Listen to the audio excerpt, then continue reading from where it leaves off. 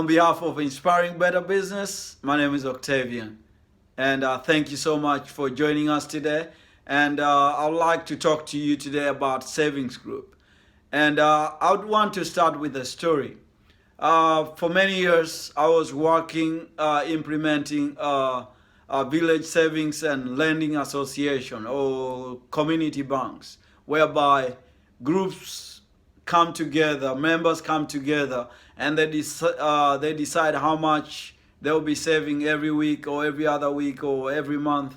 And then what they do every time they meet and save money, all that money needs to be loaned out from that particular day.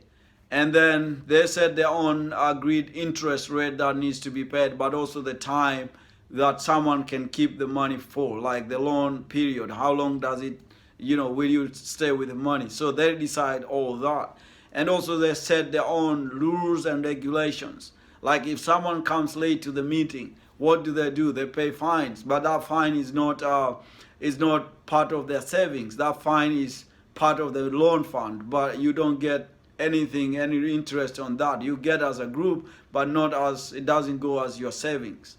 And so they do all that. But the importance of this savings group, the different benefits that this savings group bring. One is it provides an opportunity to the group members to save money, which is very key, because you find out most of these groups where they are, sometimes there are no banks. Like banks are very far away. It's very expensive to travel to where the banks are. And then because some of them, they don't have relatives in these big cities where the banks are. So they have to stay maybe in a lodge or something, and then they have to pay for transportation. So it becomes very expensive for them to be able to, put their money in the banks. So, and if they put money at home, when their uncles or their aunties or somebody comes, they have a problem, they need help, then if you have your money under the pillow, it's easier for you to go and pick it and give it to someone else. So this community savings helps group members to have a safe place that they can save money. Because no one keeps the money, as I said. The money, once it is saved, it has to be loaned out. And then even when they pay it back, when those people who borrow money pay it back, then they will do the savings again, and then add with the loan repayment, the money that was paid back as loans, then all that money will be added together and loaned out again. So that money keeps accumulating. And then another thing, so that helps also. So one benefit that these groups provide is an avenue to save money. And number two, it provides an access to capital. This is a big thing, because we have been making a lot of calls, and I've been involved with a lot of mentors. And one of the major questions that people always ask is, how can we find funding? And this could be for a member who is about to start a new business, or to start a business, they've never had a business before, or a person who has been in business, but they want to scale up their business. They want to grow their business to the next level. So it's like they feel like, I need to get to this level. Are you guys providing us with funding? Or how can I find money to take my business to the next level? So this savings group provide the group members with an opportunity to access capital. And another point is it helps these group members to fund emergencies. Because sometimes, like most of these savings group, what they do is they save what is called social fund.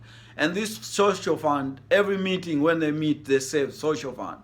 But if there is no emergency, if there's no member who has an emergency, so what happens? That social fund is mixed together with the shares that people have saved, but also the loan repayment money, and all that money is loaned out. But if there's someone who has a problem and they've reported and the group have approved that this is a legitimate reason that we need to give this person this social fund, then that social fund is a grant. That person is not required to pay that money back. They keep it. It's for good. If someone, maybe one of the group members is sick and admitted, they will use that money to help them maybe pay some of their medical bills and stuff like that, or buy medication and things like that. And normally these groups operate for 12 months. So what happens is, like, once you're in, you have committed yourself for 12 months. You can't decide, okay, after 2 months I'm going out. No, you cannot. Or 5 months, you have to stay in until the one cycle is over, which is 12 months.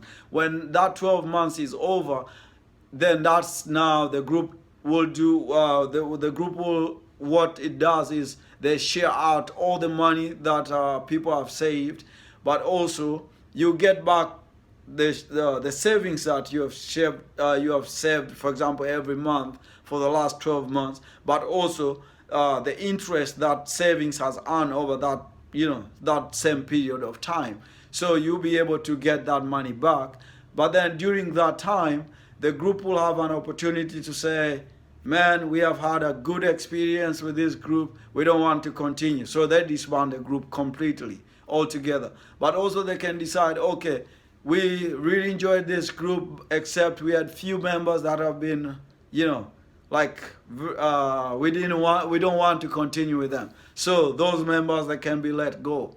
Or some members that can say, I've had a very good, experience with this group, but I want to join another group, or I'm done with group, I want to go on my own. So also they can drop the group and, continue on their own. So after every 12 months, it's like, a train reaching a station. People get in and some people get off. So that's part of how the savings group operate.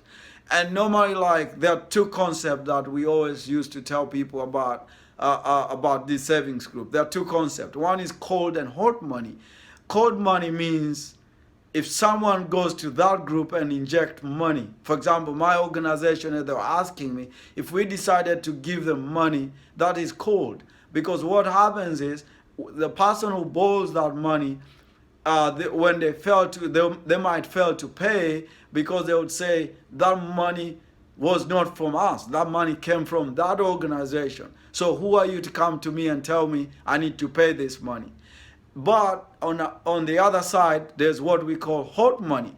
That is the money that people have labored so hard to get this money, to save the money, so that this person can borrow. So when they fail to pay that money back, the whole group will go there. You have to pay our money right now, because this is the money that they sweated. They worked so hard. If it is farming or whatever it is, they worked so hard to get their money. So it is their own money. They feel the pain. They feel, whatever it took for them to get their money. They will make sure that person pays the money. And that's part of the success. But I'm not saying that injecting money is always bad, but it depends. For example, there's a group in Kenya we visited last year with Mr. Gary. And what happened was they started with $1,000 in 2009, and there were 11 people.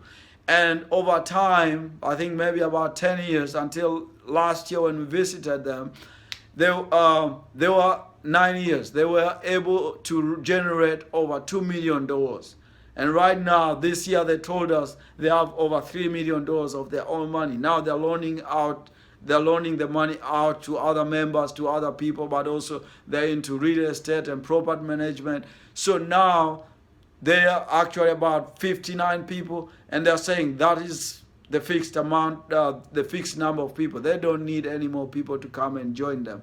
So if you want to go join them, you go as an investor, and they'll pay you back with a nice interest rate.